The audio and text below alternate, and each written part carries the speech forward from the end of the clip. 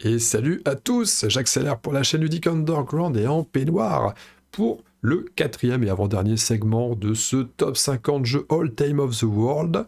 Nous parlons ici de jeux de société et de jeux de figurines et nous embrassons les amis qui soutiennent la chaîne. C'est vital, merci beaucoup les amis. Sans vous, j'aurais déjà stoppé mon activité d'ailleurs. Je suis content, j'ai des personnes qui suivent ce que je fais, qui soutiennent très clairement. Je le dis à chaque fois, mais je suis content de le dire. C'est important. Le retour du top 50, ce quatrième segment, nous allons aborder les numéros 20 à 11 de ma fameuse liste que j'ai montée un soir comme ça en me demandant mais tiens, quel est le jeu auquel j'aurais envie de jouer maintenant si j'avais le temps devant moi qu'il fallait, les personnes qu'il fallait à portée de main. S'il fallait être 6, bah, j'ai 5 amis, ça tombe bien. S'il faut être 12, j'en ai 11, ça tombe bien. Enfin bref, voilà. Condition idéale, à quel jeu j'ai envie de jouer maintenant. Ok, celui-là, donc c'est mon top 1. Bon, il n'est pas dispo ce jeu-là. Ah, à quoi d'autre j'ai envie de jouer alors? Celui-là, bon bah ça sera mon top 2. Et j'ai monté toute ma liste comme ça de 1 à 50, vous le savez. Petit rappel comme de certaines règles aussi. Parce que j'ai vu des commentaires qui m'ont fait sourire un peu jeune. Alors, rappelez-vous, c'est un top. Un top, c'est subjectif, donc pas la peine de dire mais attends, je comprends pas, pourquoi t'as mis ce jeu-là dans un top, c'est n'importe quoi. C'est un top, c'est subjectif. Moi, si tu fais un top, je serais certainement pas non plus d'accord avec toi. Je n'aurais peut-être pas la même perception que toi sur les jeux de ton top, mais je te laisserai dire, parce que c'est ton top, c'est normal, donc j'ai rien à y redire. Faut le prendre comme ça, c'est pas grave, hein, pas d'énervement ou... Et la deuxième chose, oui, je mets pas de photos. Alors, je t'avais expliqué en début de cette vidéo, donc sur le tout premier segment, je mets pas de photos pour deux raisons. La première, quand je dis photos, j'affiche les photos des boîtes de jeux, mais je mets pas de photos d'une partie en cours, par exemple. Bah, il y a deux raisons. Donc, la première raison, c'est que je me vois pas mettre des photos sur lesquelles j'ai pas les droits ou quoi que ce soit. Donc, je vais pas faire comme tout le monde, hein, aller piquer des trucs, les mettre sans rien dire, que c'est pas très respectable. Et la deuxième raison, et j'ai pas fini si je commence à aller demander est-ce que j'ai le droit de faire prendre ta photo, etc., etc. Des fois ça va être en français, en plus des fois ça va être des personnes non francophones, ça va être la merde, etc., etc. Sachant que la plupart d'entre vous écoutent la vidéo plutôt que la regardent, honnêtement, c'est pas gênant. Et le deuxième critère, c'est justement, je pense qu'on est quand même une grande majorité de personnes curieuses ici. Et si vous êtes curieux, vous n'allez pas être réticent à prendre votre clavier, à taper quelques lettres au clavier et à faire quelques clics pour aller chercher plus d'infos si un jeu vous donne envie. Donc je pense que c'est bien d'essayer de sortir de ces habitudes de 2022 où on a tout cuit dans le bec, on fait rien, on est là affalé, on attend qu'on nous serve le truc.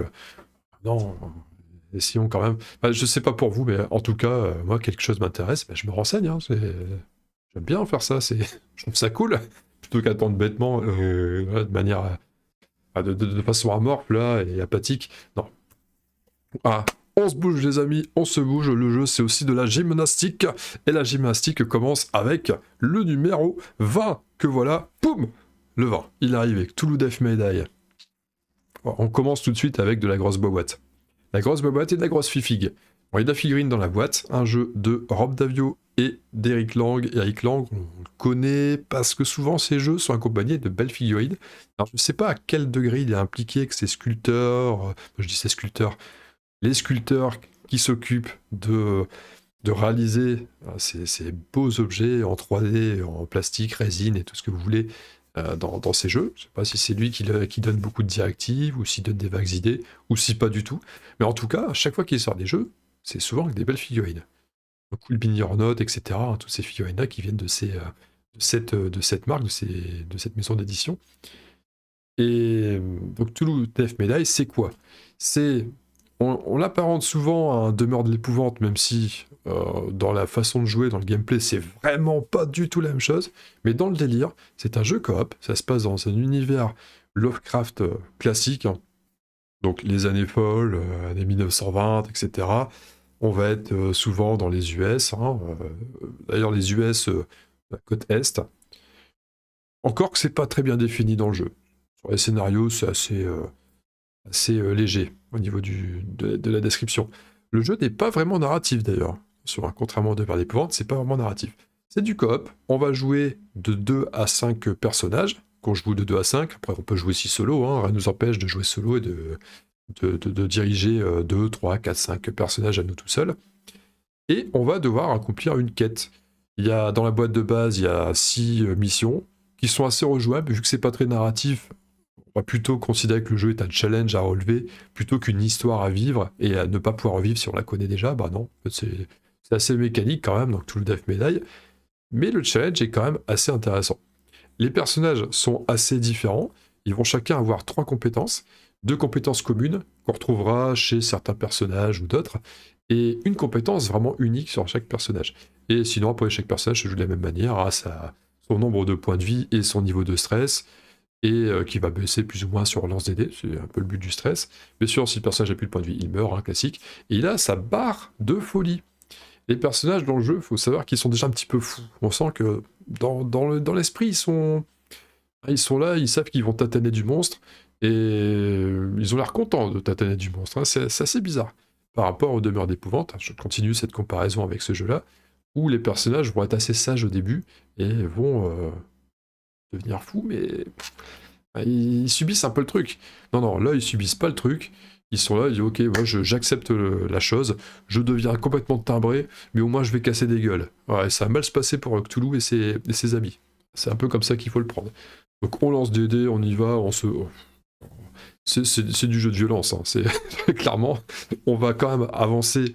Donc on est sur un plateau composé d'une série de tuiles, que la carte de scénario nous aura demandé de disposer d'une certaine manière, et puis on va essayer de buter des monstres pour se faire un chemin, pour aller accomplir ce qu'il faut pour interrompre le rituel. Le jeu se passe en 2 temps, interrompre le rituel, une fois que le rituel est interrompu, éliminer le grand ancien qui va forcément arriver sur le plateau à un moment donné. On est obligé. Mais attention, le temps est contre nous, on peut pas rester à se tourner les pouces dans le jeu, parce que à chaque tour de joueur, on va tirer la fameuse carte mythe, et la plupart des cartes mythes font progresser le jeu, qui va faire invoquer le grand ancien. Le grand ancien, s'il arrive sur la table et que le rituel n'est pas fini, bah, le grand ancien, on peut pas le tuer. Donc il est là, il nous posera problème, mais on peut pas le tuer. Après, le reste, c'est de la littérature. C'est nerveux comme jeu. Et ça change, et c'est bien. Ouais, vraiment, c'est bien. On n'est pas dans la gamme des horreurs Arkham, etc. Hein, attention, hein. L'univers Lovecraft, Cthulhu, etc. Mais on n'est pas exactement dans la même philosophie de jeu. Non, c'est vraiment plus brutal. Je pense avoir fait le tour de la question. Maintenant, mon ressenti, c'est que c'est un jeu où j'ai pas tendance à sortir trop souvent. Je dois reconnaître que je le sors. Je le sors. C'était à l'utinesclutin, je disais, par dose homéopathique. Mais par contre, à chaque fois que je le sors, c'est un plaisir de le sortir. D'ailleurs, j'ai pas encore fait toutes les parties. Même la saison 2, parce qu'il y a une boîte saison 2, une boîte saison 3 qui va arriver. Enfin, on a le temps, parce que le Kickstarter a été fini il y a quelques semaines, je crois. Donc là, vous savez, Kickstarter, faut pas être pressé. Hein. Mais bon, saison 3, qui apparemment est indépendant, mais qu'on peut combiner avec la saison 1 et la 2.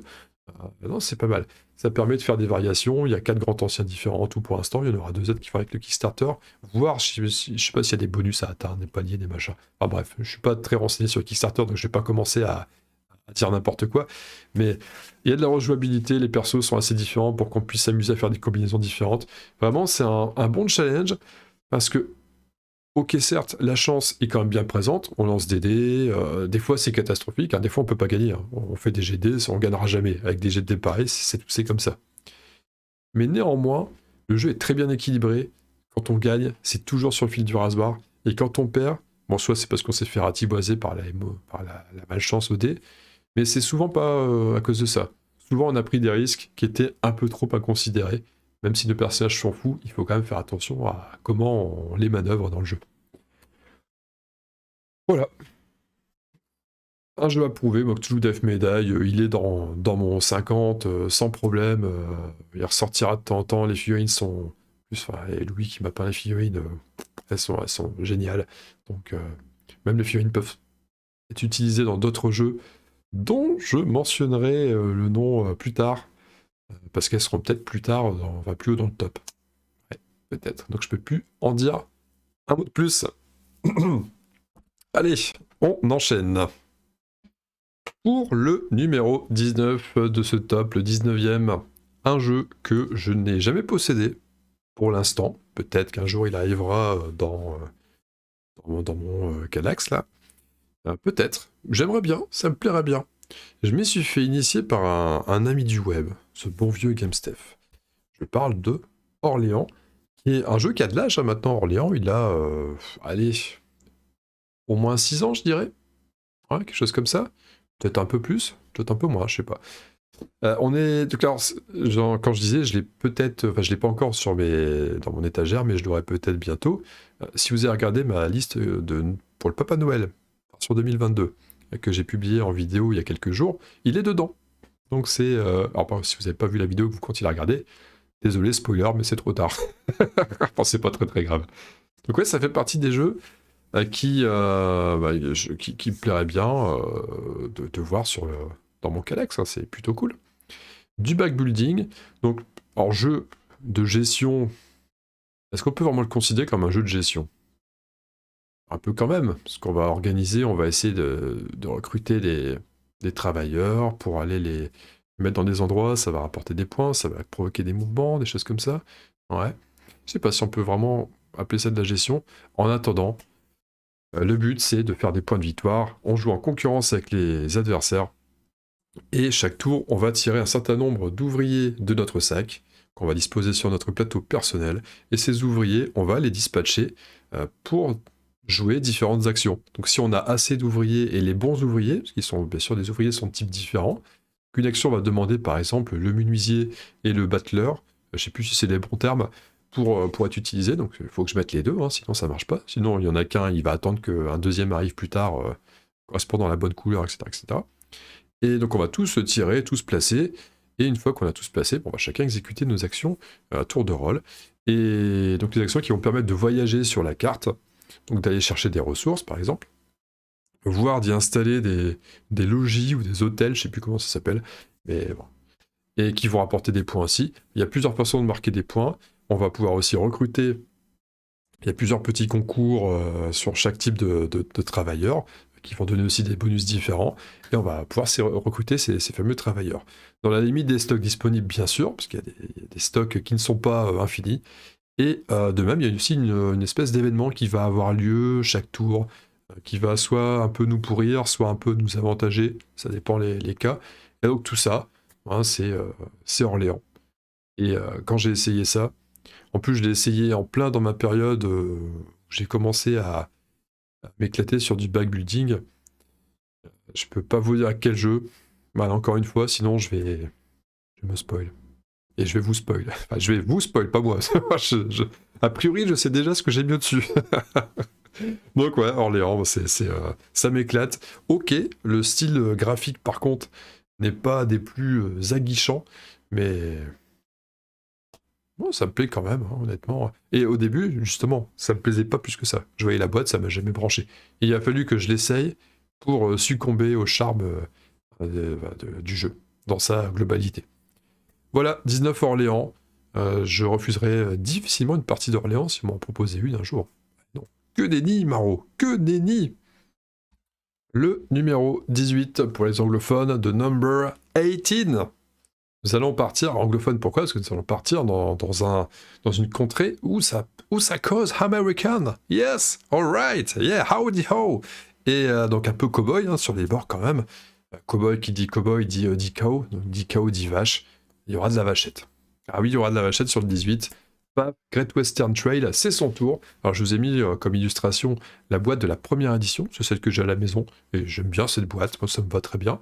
Alors certes, effectivement, la réédition est bien pour le côté plateau perso, il y a une double surface, je crois, il me semble avoir vu ça, donc c'est bien, les pions ne se baladent pas dans tous les sens comme c'est le cas dans la première. Mais dans la première, il y a une petite saveur particulière qui fait que je peux pas la développer, sinon je vais passer pour un bon vieux réactionnaire, et bon, c'est pas trop le délire. Mais c'est très bien. Première boîte est très bien aussi. Donc Great Western Trail, qui a vu une réédition il n'y a pas longtemps, qui a vu d'ailleurs qui va voir arriver un petit frère Great Western Trail Argentina, qui sort là en ce moment, c'est en train de sortir. Et donc c'est un jeu de quoi ça? C'est un jeu qui... alors c'est un jeu cube en bois, hein, Alexander Pfister, que vous connaissez certainement pour d'autres titres, notamment par exemple Maracaibo, Lake, plus récent. Qu'est-ce qu'il a fait d'autre? Il a fait ce bon vieux... Ah, ce jeu, j'aime bien, mais je suis nul, là. I Love Sky, là, je peux le dire parce qu'il est pas dans mon 50, mais je l'aime bien quand même, ce jeu, il est pas mal. Qui est dans un autre registre, d'ailleurs, qui est pas trop occupant moi, celui-là. Bon, il y en a d'autres, hein, ma mémoire me fait défaut. Donc, Cube en bois, nous sommes 2, 3 ou 4 joueurs. C'est du concours, hein, enfin, c'est pas du coop, on est chacun pour son beefsteak. Ouais, là, c'est le cas de le dire. Et nous incarnons chacun un éleveur qui va acheminer son troupeau jusqu'à la gare de Kansas City.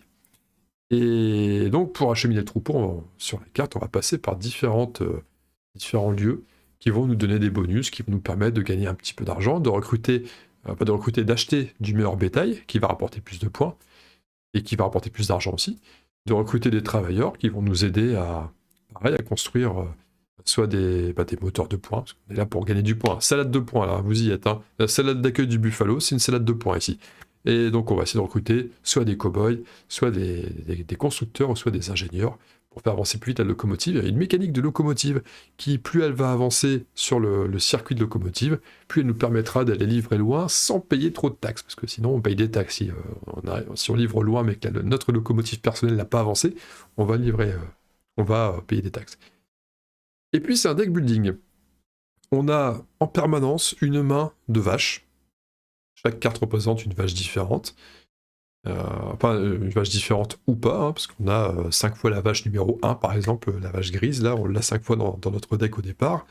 On a 3 fois la verte, 3 fois la blanche et 3 fois la noire aussi, qui valent toutes 2 aussi. Et on va essayer d'améliorer notre main pendant tout le trajet jusqu'à la gare, parce que justement, à la gare, on a besoin de montrer, d'envoyer en expédition, une main avec des vaches différentes. Si on a des vaches de même couleur, elles vont compter qu'une fois. Donc c'est dommage. Sur notre main au départ qui est composée que de 4 cartes, si on a 4 fois une grise à 1, notre valeur de main va être de 1 seulement. Donc on va pas gagner beaucoup d'argent, on va gagner qu'1 $. Si on a par contre une noire à 2, une blanche à 2, une verte à 2 et une grise à 1, on aura 7. Cool, on va vendre pour 7 $. C'est mieux que vendre pour 1 $. Vous avez compris le délire.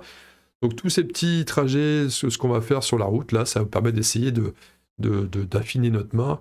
Tiens, en s'arrêtant là, on peut vendre une verte pour 3 $. Bon, on va le faire, parce que ça tombe bien, j'avais 2 vertes en main. Donc ça va me permettre d'en défausser une et d'en repiocher une. Alors quand je dis les vendre, elles vont dans notre défausse. Hein. C'est du deck building, donc ça reste dans notre deck.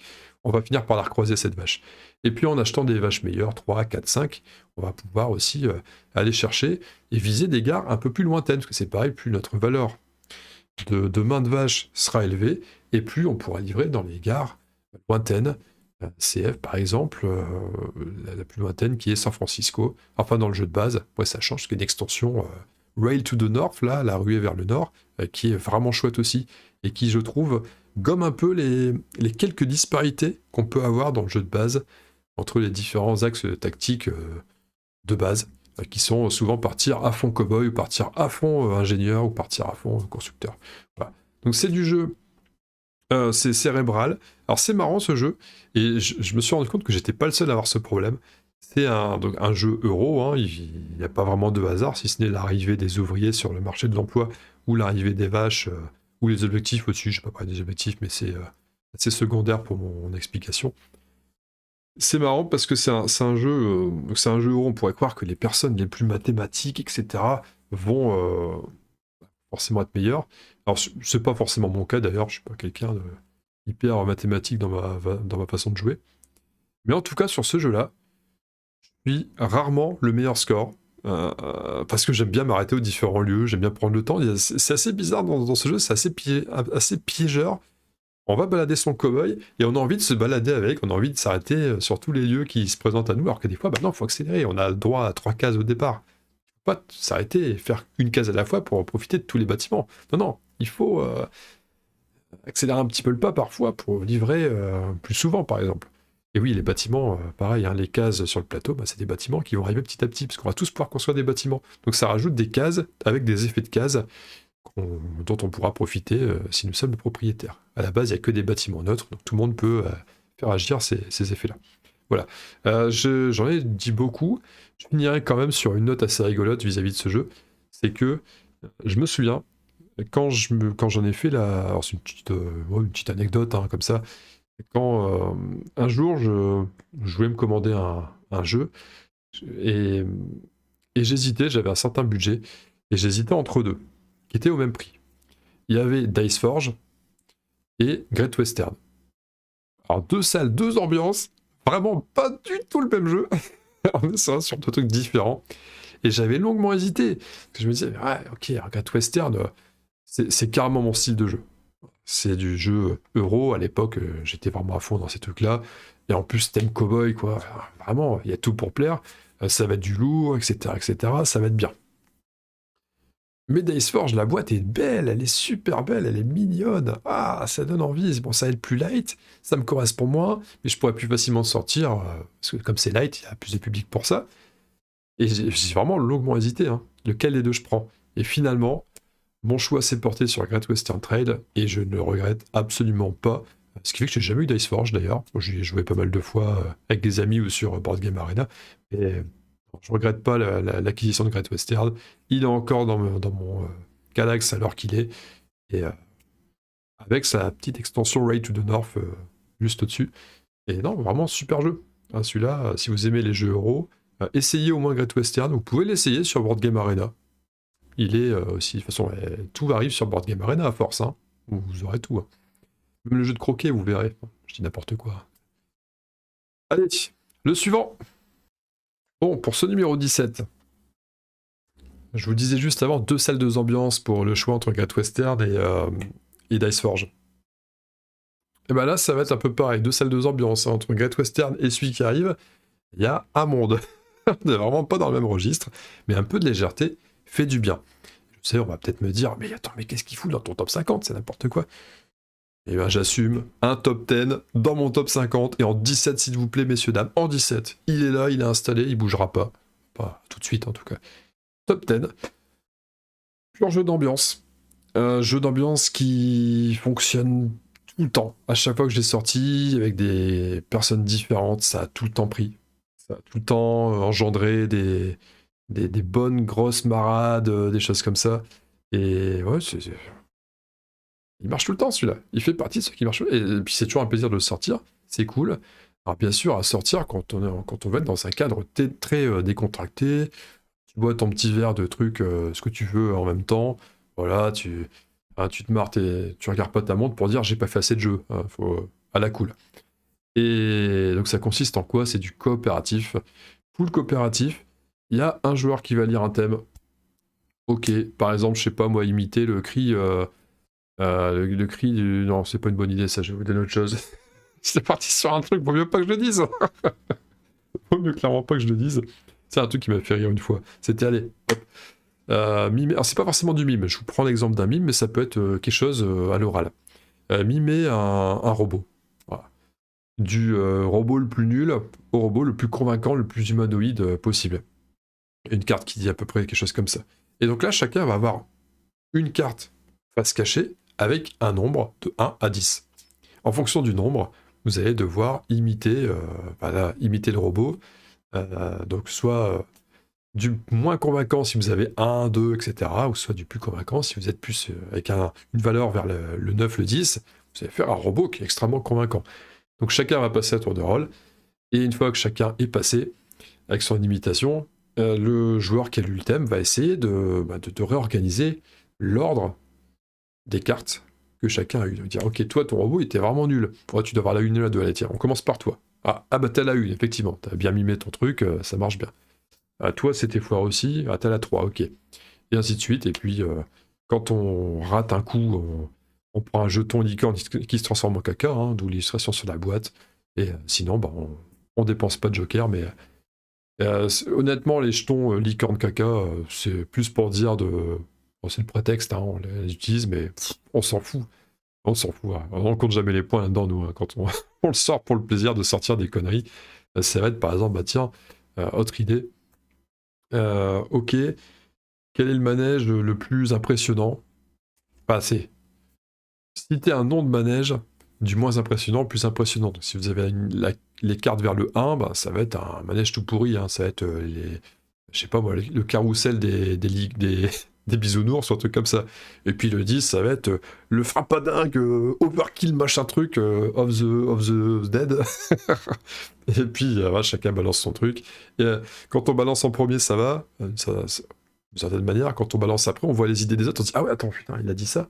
Ah mais merde, lui, il a dit un truc de fou, alors que c'est moi qui ai le 10. Comment je vais m'en sortir? Il faut que je fasse un truc encore plus... C'est assez marrant. Ça, je dis, lui, il doit avoir le 9 du coup, mais j'arrive à convaincre notre pote là en commun que ouais, moi, ça serait un truc encore plus malade. Ou l'inverse qui se produit. Hein. On est déjà passé avec le 9, on a dit un truc fou. Non, avec le 10, on a dit un truc fou. Et puis quelqu'un passe derrière et surenchérit sur votre truc, sur votre réponse, alors que vous avez le 10. Vous savez que il peut pas avoir mieux lui. Il a au mieux le 9, mais son truc était plus fort. Qui s'est un peu emballé, les gars. Ah bah tant pis, c'est comme ça fait partie du jeu, puis on se marre. Voilà. Toujours des rigolades de top 10, ça passe tout seul. Ah, ça se mange sans fin, ça. Il y a une version 18+ aussi qui est sortie, avec des trucs très graveleux. C'est un peu moins mon délire, je sais pas, je suis moins... Les blagues qui sexe et compagnie, ouais, ça va vite fait, mais c'est des trucs vraiment, vraiment spéciaux. Hein. Mais ça va. Par contre, dans le 18+, il y a aussi des choses, des thèmes plus light. Donc c'est quand même... c'est mieux. Il y a un petit peu des deux, heureusement. Allez, on se prépare à un petit 16 des familles. Attention, le 16 va vous surprendre. Et quand je dis ça, c'est pas pour blaguer, il va vraiment surprendre. Alors, ça va faire le même effet à mon avis que Terraforming Mars, c'est-à-dire que c'est un jeu que quand vous me suivez depuis un moment et que vous me connaissez, vous pouvez pas penser que j'ai pu le placer aussi bas d'une certaine manière. C'est un jeu qui est lourd, très lourd. La boîte est assez lourde. J'affiche tout de suite, on va pas faire un semblant de suspense à 2 balles. Mes vidéos sont assez longues comme ça. Voilà, Gloomhaven, il sort en 16.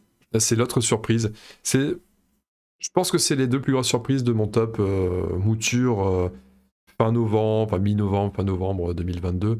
Gloomhaven, je le caserai en 16. C'est-à-dire que les 15 jeux qui sont au-dessus, je préférais les sortir avant de sortir un Gloomhaven. Alors ça va être un petit peu particulier pour celui-là. Parce que je considère, maintenant quand je pense Gloomhaven, je considère que je peux aussi bien parler du jeu version jeu vidéo, version numérique. L'adaptation version numérique qui est fidèle à la version plateau dans quasiment tous les points. Je considère que c'est un petit peu des deux. Si je n'avais pas considéré que c'était un petit peu des deux, je pense que j'aurais mis Gloomhaven physique encore plus bas. Oui. Pour moi, la version physique, je n'y arrive plus. Bah, je n'y arrive plus. C'est trop. Tout sortir. Donc, alors, j'ai de très bonnes expériences avec Gloomhaven. Ça reste un jeu. Ça va faire partie vraiment, à l'instar de Terraforming Mars et de certains autres, ça fait vraiment partie des jeux qui auront toujours une place très particulière parce que voilà, ce sont des jeux qui sont vraiment uniques dans leur genre. Tu retrouveras bien sûr d'autres dungeon crawlers, etc., etc. Gloomhaven, il est quand même différent dans ce registre-là. Alors, super intéressant. Hein. Pareil, je remets absolument pas en cause la qualité du jeu, qui est, que je trouve vraiment très très bonne, hein, dans les mécaniques, etc., l'intérêt du jeu. Tactiquement, c'est vraiment intéressant. Je vais décrire un peu le jeu quand même, c'est vrai que j'y pensais plus, mais ça tombe, certains ne le connaissent pas. Donc Gloomhaven, c'est du jeu coopératif, on va jouer jusqu'à 4.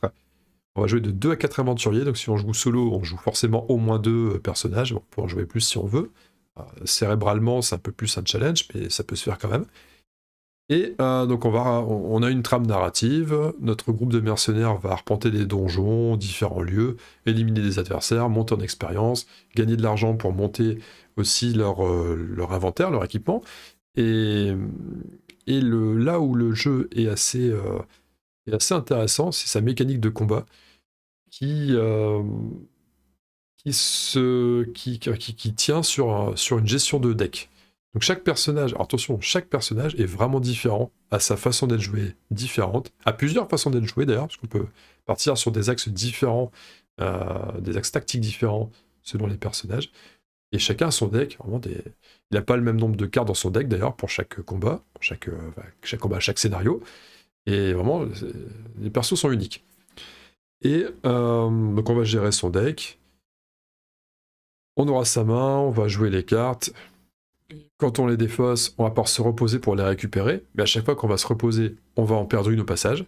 Elle sera écartée pour le donjon, donc petit à petit, notre deck va se réduire comme peau de chagrin, et une fois qu'on n'a plus de cartes à jouer, qu'on peut plus se reposer, on est épuisé. Ça représente en gros le temps contre lequel on combat dans un donjon. Par chance, dans le jeu, on n'est jamais mort. Hein. C'est quand on est épuisé, c'est tout, on est sorti du donjon.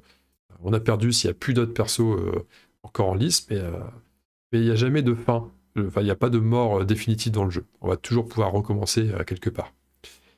Et donc, un tour de jeu, c'est chaque personnage va choisir 2 cartes de sa main, va jouer une des 2 cartes en initiative, parce que chaque carte a une valeur d'initiative. Donc ça, c'est pour désigner l'ordre du tour.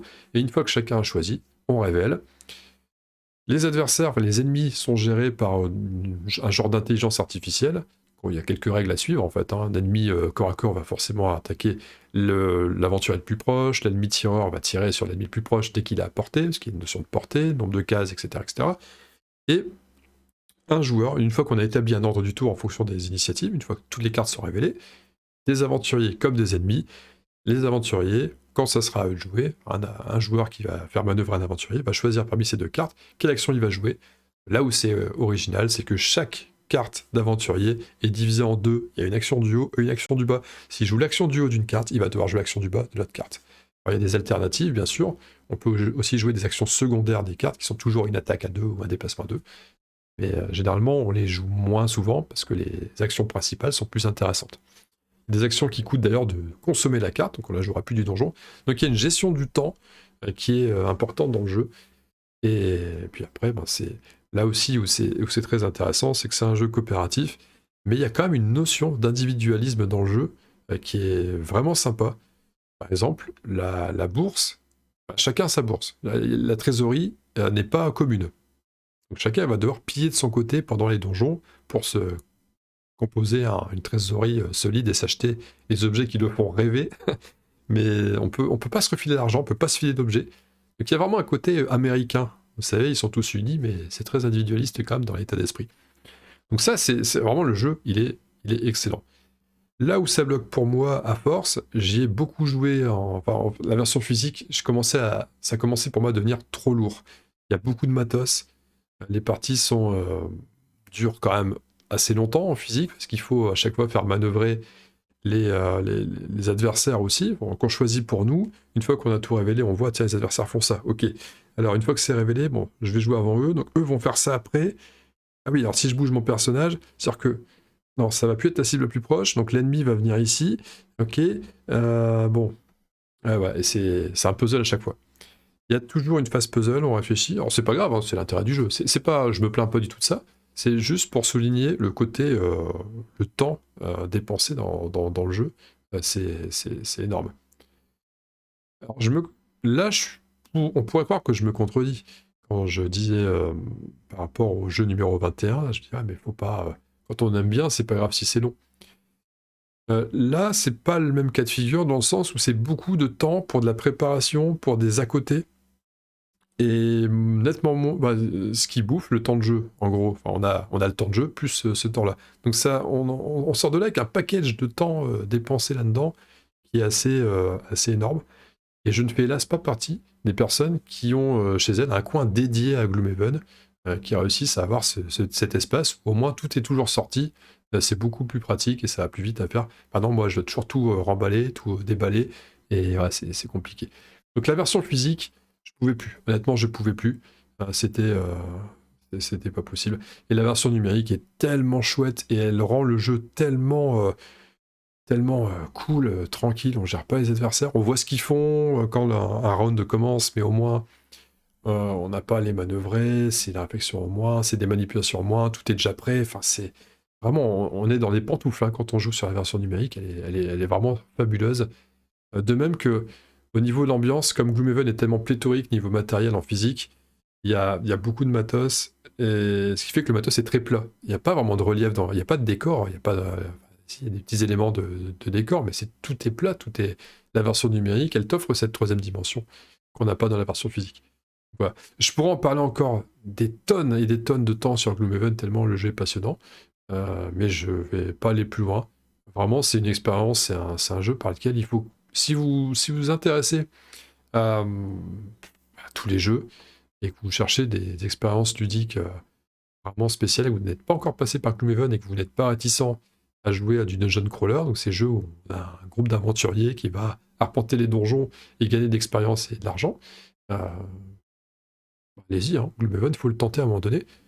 Vraiment, je vous conseille la version numérique aussi pour pas partir dans un gros investissement sans trop savoir, un peu à l'aveuglette. C'est vraiment lourd, hein, la boîte, je déconne pas.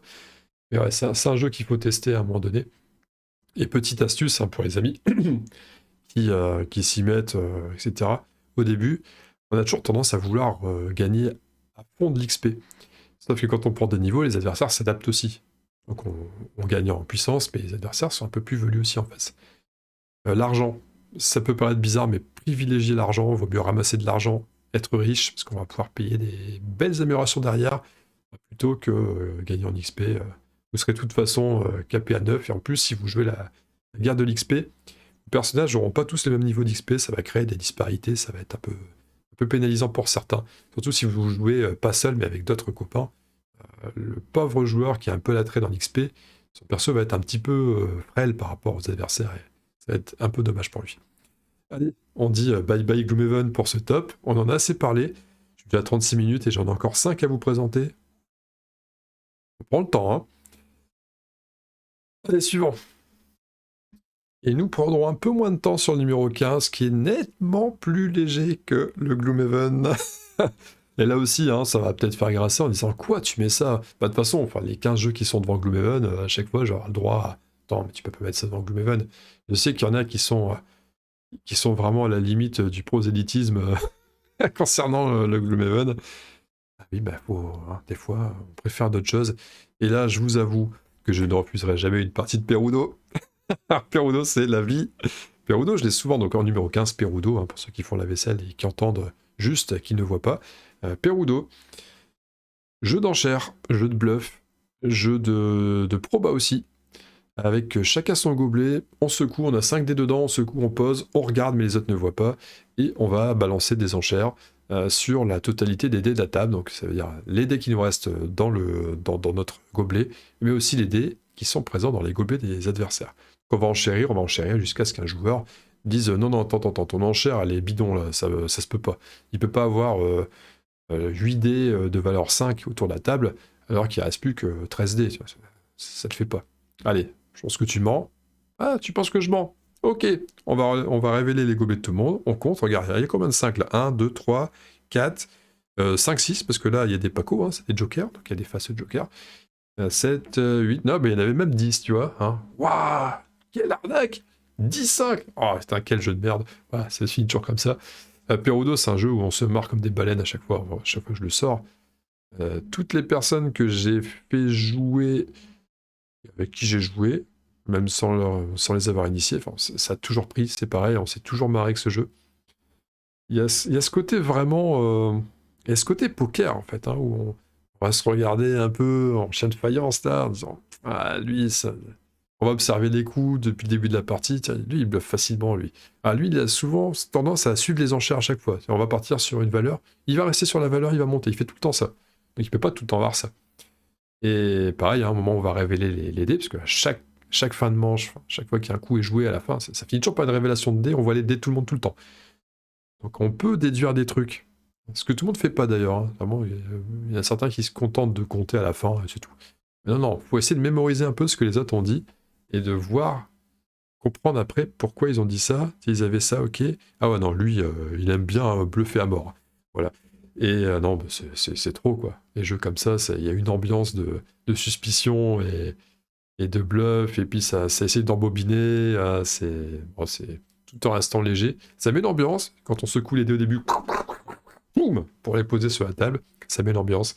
Et Perudo, il a longtemps, sans mot de rien, je l'ai longtemps aussi considéré comme mon top 2 hein, de jeu. Pendant un moment, je mettais Zombie, la blonde, la brute et le truand, que je vous ai montré il y a longtemps déjà, non c'était en 29? Je sais plus. Et, et je mettais Perudo en 2, à ce point-là. Carrément. Tellement, c'est peut-être un des jeux sur lequel j'ai le plus joué parmi tout ce top 50. Donc pareil, hein, cette petite pochette qu'on voit là sur la boîte là-bas, en bas à gauche du coin là, de la face visible. Voilà, cette sacoche, mais je l'ai toujours. Hein. Quand je pars quelque part faire une soirée jeu, quelque chose comme ça, elle est toujours dans le. Celle-là, elle est toujours dans le sac. Je vous le prends. Elle manque jamais un rendez-vous ludique. Et voilà, ça marche. Ça marche. C'est génial. Perudo, c'est génial. Validé en 15. Pour le numéro 14, nous allons faire un tour du côté des Vikings. Et c'est un jeu qui ne fait pas forcément l'unanimité. Je sais qu'il y en a qui sont passés complètement à côté, ça les a pas branchés. Et à la rigueur, oui, hein, normal, hein, un jeu ne peut pas plaire à tout le monde, même pas celui-là. On va causer un peu de Blood Rage. Blood Rage qui est, alors pareil, qui était souvent qui était longtemps dans mon top 10, et il a un peu perdu il a un peu chuté. Alors, parce qu'à un moment donné, il faut bien quand même du renouvellement. Je vous parlais de Eric Lang tout à l'heure, je vous disais qu'il y avait souvent, il était souvent associé à des jeux aux figurines sympathiques. Et ben là, c'est le cas, il y a de la figurine sympathique.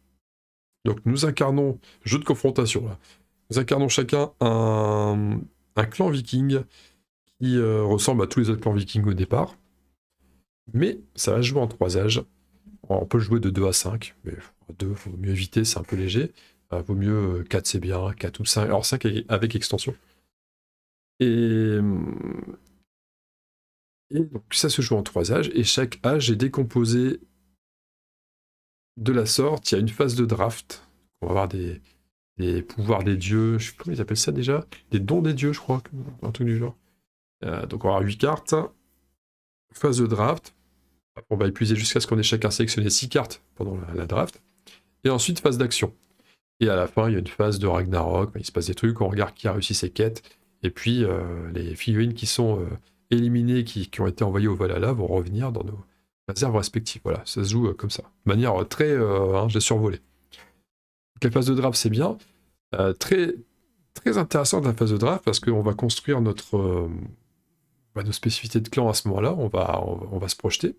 Et ensuite, la phase d'action, on va appliquer les différents bonus qu'on aura sélectionnés dans nos cartes pendant la draft. Et on va aussi jouer nos placements de vikings qui vont arriver sur une carte qui représente... Ah, j'ai un trou de mémoire. J'ai un trou de mémoire. Il y a Yggdrasil au milieu, mais la zone, dans sa globalité, elle a un nom spécifique. Je me souviens plus. Enfin, bon, c'est un genre d'île divisé en plusieurs territoires, et chaque territoire peut accueillir un certain nombre de figurines. Et donc, jeu de placement, jeu de draft, on en a parlé, jeu de placement en même temps. Et la rythmique dans ce jeu va être super importante, et c'est un truc qu'on trouve souvent dans les jeux d'Eric Lang. La rythmique, de toute façon, est importante dans pas mal de jeux, hein, de quel que soit l'auteur.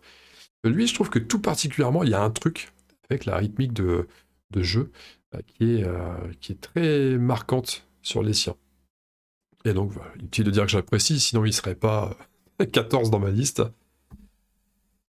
Donc voilà, on a un nombre limité de figurines, on a des caractéristiques qu'on va essayer d'augmenter aussi en cours de route, parce qu'au début on ne peut placer que 4 figurines en tout et pour tout sur la zone, hein, sur le terrain global.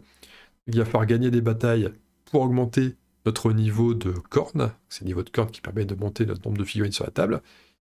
On va aussi augmenter notre niveau de hache. À chaque fois qu'on va gagner une bataille, ça va nous rapporter des points de gloire. Les points de gloire, c'est les points de victoire en gros. Et plus on va avoir un niveau de hache élevé, plus on va gagner de points pour les batailles. Et on va aussi essayer de monter notre niveau de rage. Il y a une ressource dans le jeu, c'est la rage. D'où Blood Rage. La rage, c'est les points d'action, en gros. Il y a des actions qui vont coûter 0 points de rage, on va pouvoir les faire sans problème. Et il y a des actions qui vont coûter de la rage. Jouer des cartes pour améliorer notre clan, par exemple, faire en sorte que nos guerriers, maintenant, ils valent 2 de force au lieu de 1, ça va coûter de la rage. Aller envahir un territoire avec un guerrier, ça va coûter de la rage. Faire un déplacement, ça va coûter de la rage.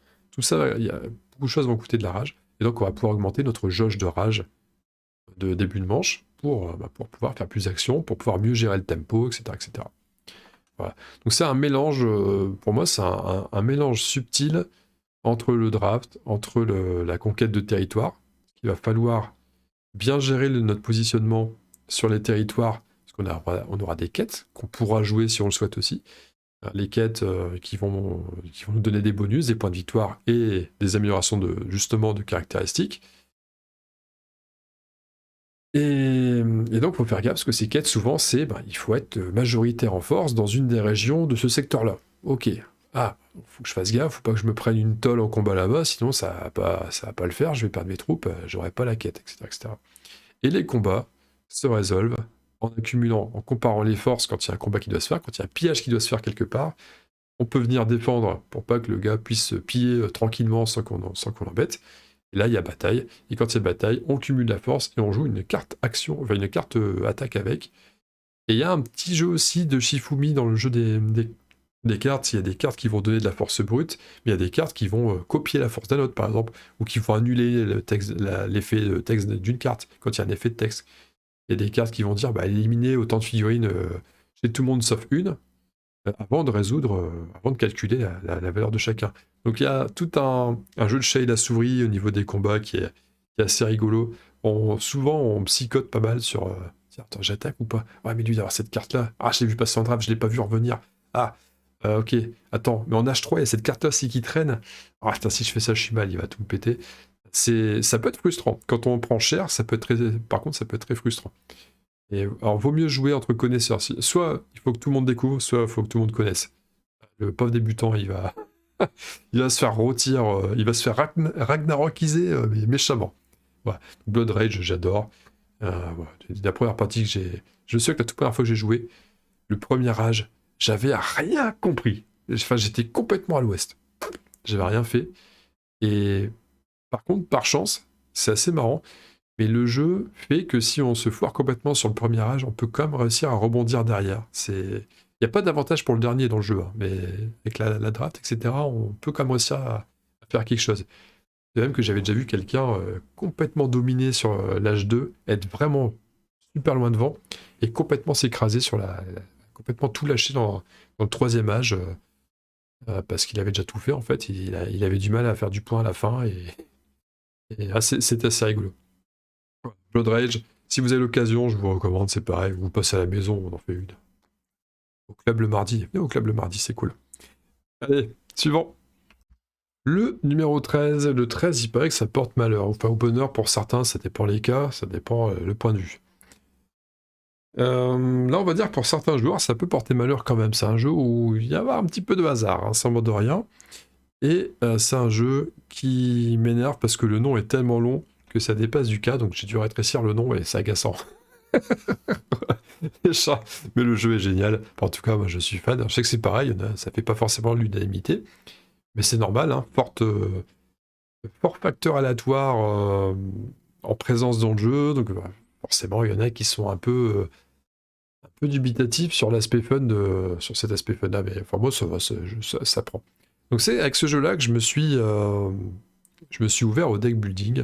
Il faisait partie de ma liste de Noël 2021. Il est arrivé au pied du sapin. Et depuis, on ne le lâche plus. Et non, c'est un régal de sortir Charlatan de Belcastle. Donc c'est du jeu chacun pour soi. On a chacun un chaudron, un sac avec des ingrédients. Nous sommes chacun des charlatans, Belcastle, qui allons essayer de concocter une potion la plus grosse possible. Enfin, la plus grosse avec le plus d'ingrédients possible dedans, parce que plus on a d'ingrédients dans la potion, plus ça rapporte de l'argent et des points pour gagner et de l'argent pour acheter d'autres composants qui vont re-remplir notre sac. Et plus il y a de composants, moins il y a de composants qui vont exploser le sac, la marmite, parce que je ne sais pas dit jusque-là. Mais il y a un petit truc rigolo dans le jeu, c'est que pendant chaque phase, le cœur de la phase du jeu, c'est on pioche chacun un ingrédient à tour de rôle. Et une fois qu'il y a un certain nombre d'ingrédients blancs, j'ai oublié les noms, c'est les claques-doigts, une fois qu'on atteint une certaine valeur de claque-doigt, la marmite va exploser, on ne pourra plus piocher derrière, et on va devoir choisir entre gagner de l'argent ou marquer des points. Alors qu'habituellement, on fait les deux, ce qui est très pénalisant. Ce qui n'est pas du tout pénalisant au début, c'est pas grave, mais ce qui est très pénalisant à partir de la moitié du jeu. Et donc c'est marrant, il y a cet effet stop ou encore, on pioche, c'est bon, c'est ça. Oula, je suis à 600 claques-doigts, je dois pas ça explose si je dépasse les 7, mais il me reste encore mon 3 blanc qui est dans le sac, il reste encore un 2 blanc qui est dans le sac. C'est chaud. Bon, je continue ou pas? Ouais, mais les autres sont en train de piocher, ils montent bien en marmite. Ouais, j'y vais. Oh merde, c'est le 3 blanc. Putain, j'aurais dû m'arrêter. Voilà, c'est classique. Classique, donc c'est marrant, c'est rythmé, c'est dynamique. Et puis, puis quand une marmite explose, c'est toujours drôle. Il y a une petite dose de stratégie, parce qu'on va essayer de choisir les composants. Il y a différents composants à acheter pour compléter notre sac. On va essayer de prendre des composants qui vont, qui vont se synergiser quoi, entre eux.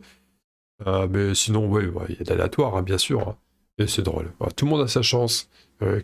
Parfois, c'est bien de sortir des jeux, tout le monde a sa chance. Ça permet de jouer avec tout le monde. Voilà, c'est aussi simple que ça. Donc, backbuilding, ambiance fun, graphisme à l'allemande, hein, très clairement. On sent que c'est du jeu allemand. Enfin, c'est du jeu allemand, pas dans les mécaniques, hein, c'est du jeu allemand, c'est vraiment du jeu allemand, littéralement.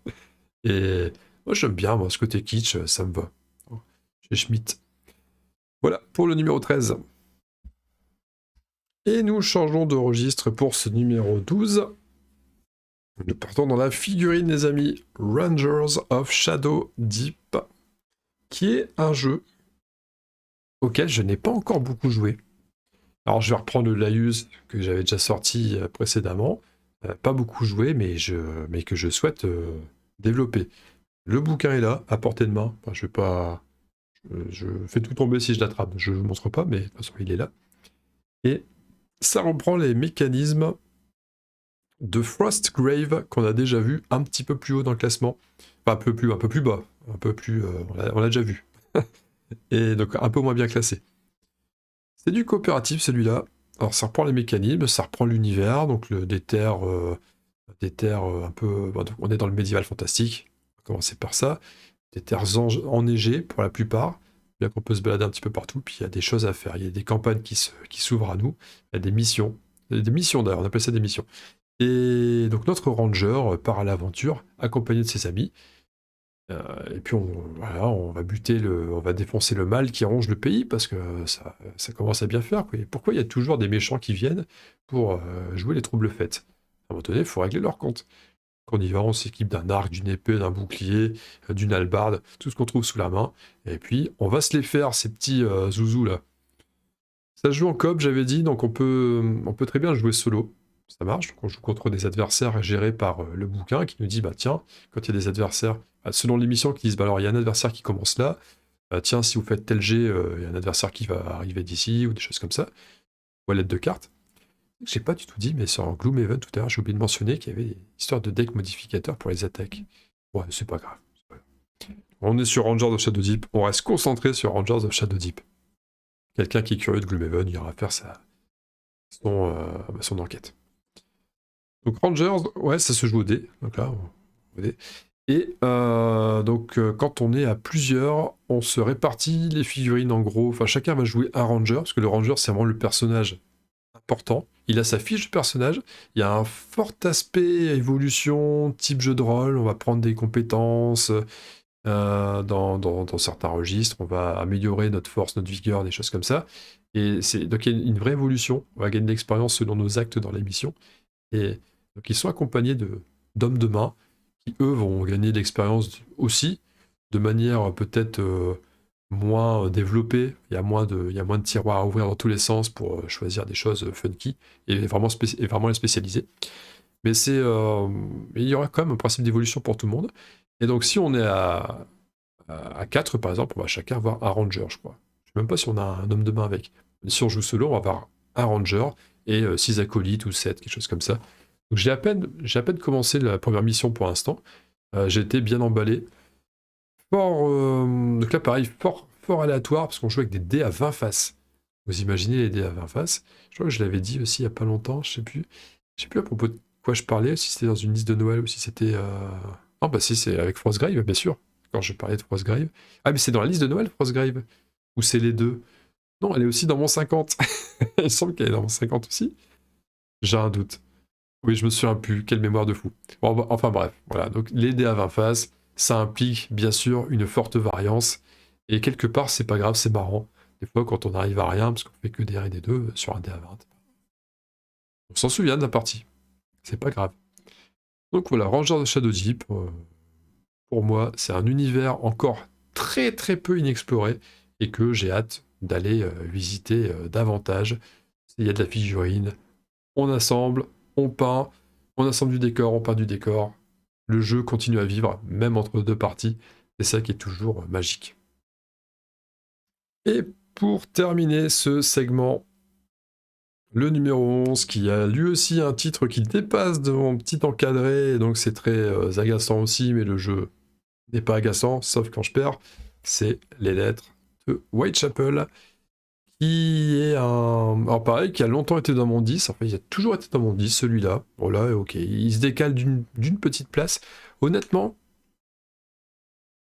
bah, vous allez voir pourquoi il est pas dans le 10. C'est vraiment à cause d'un petit détail, un truc que je pouvais pas ne pas mettre dans mon top 10. Et je m'en suis rappelé qu'au dernier moment, je me dis, mais oui, mais en fait, pourquoi je mets pas ça? C'est évident. Parce que c'est pas évident de mettre dans un top 50 jeux de société, jeux de figurines, c'est pour ça. Enfin bon, ouais, j'instaure un mini suspense à 2 balles.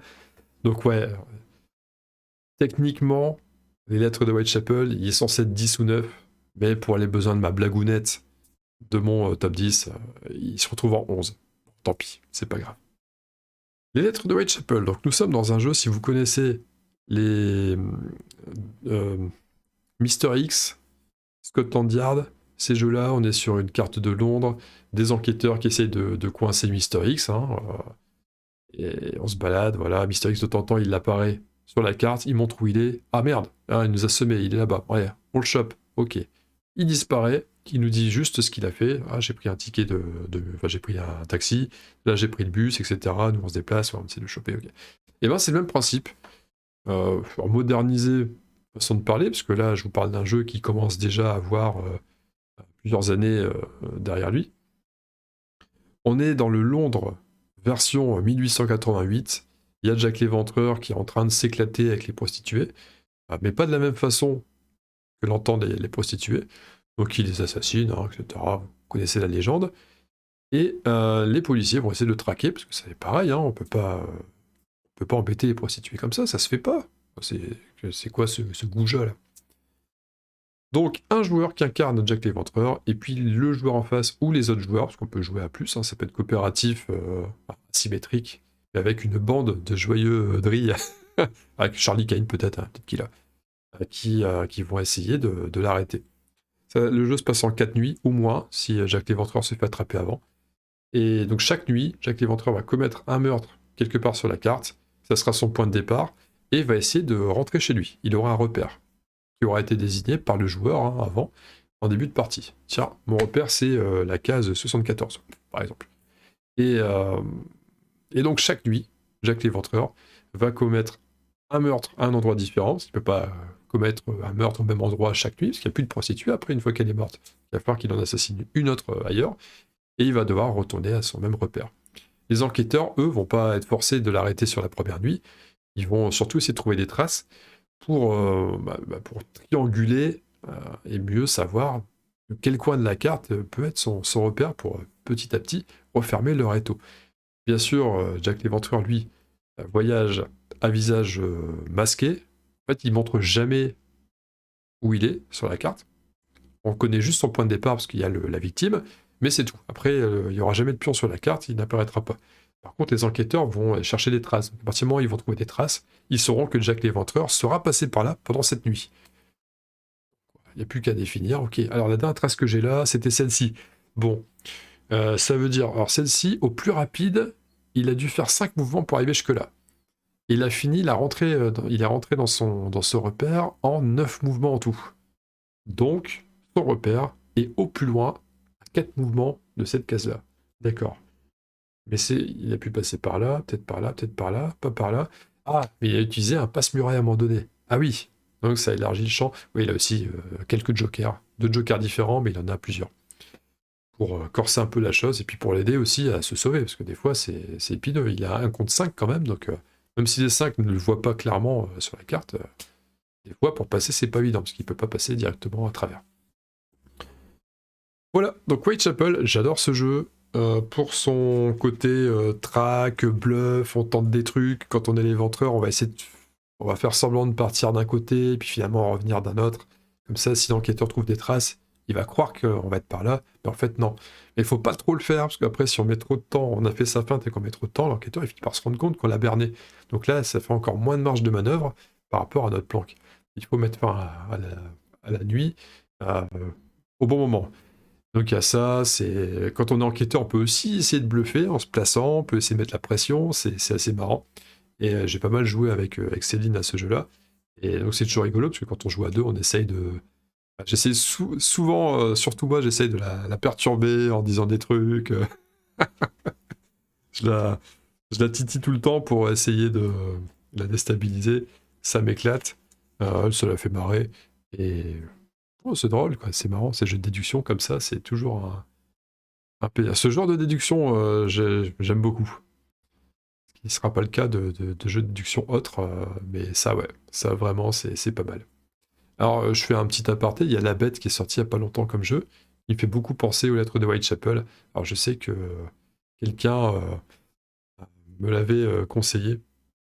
Mais j'ai regardé un petit peu le jeu et je me dis, mais en fait, ouais, ok, c'est toujours un peu le même principe. À partir du moment où j'ai les lettres de Whitechapel, est-ce que j'ai vraiment d'intérêt à voir le nouveau jeu qui vient de sortir, qui est dans le même registre, mais qui procure à peu près le même genre de sensation? Je suis pas certain. En tout cas, lettres de Whitechapel, c'est approuvé pour moi. J'aime bien l'ambiance, j'aime bien le matos. Il n'y a pas de masse de matos, hein, c'est assez simple, mais je trouve que c'est réussi. On est dans l'ambiance, la boîte, je la trouve pas mal.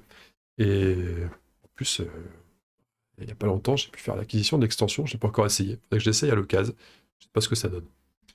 Lettre de Whitechapel numéro 11, et ainsi se termine ce quatrième et avant-dernier segment de mon top 50 jeux All Time of the World. Et bien, il ne reste plus que la fine fleur. On a déjà commencé quand même à aborder la fine fleur. Elle était déjà fine cette fleur-là, hein, tout ce qu'on a vu là.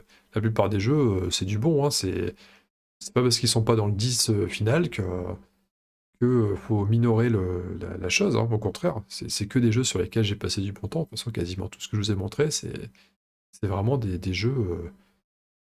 Faut pas se forcer pour y jouer, hein. Carrément pas. Et les 10 suivants seront encore meilleurs de mon point de vue, uniquement de mon point de vue. Voilà pour moi. Je vous laisse là-dessus. Je vous fais des gros bisous et je vous dis à très bientôt et à très vite pour les 10 de la fin, de la moelleté. Allez, salut!